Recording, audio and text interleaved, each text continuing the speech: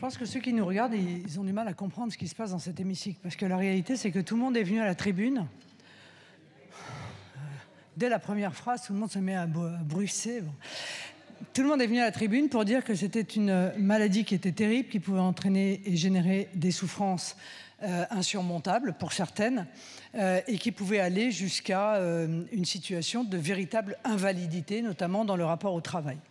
Par conséquent, l'idée que l'on puisse mettre en place toutes les mesures possibles pour permettre aux femmes, en fonction de la gravité de l'atteinte qui est la leur, de continuer à travailler, et jusqu'au plus extrême, qui est celui effectivement de ce statut de travailleur handicapé, devrait normalement faire l'unanimité.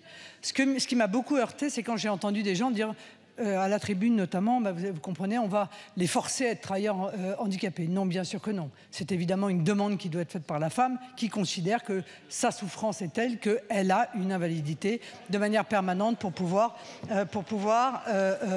travailler, pour avoir le statut. Faites pas de juridisme, ça sert à rien, ça change pas le fond du sujet, le statut de travailleur handicapé. J'en terminerai en disant à M. Valletoux qu'il n'est pas ni juriste ni médecin, donc c'est pas la peine de prendre cet air supérieur pour donner des leçons aux autres.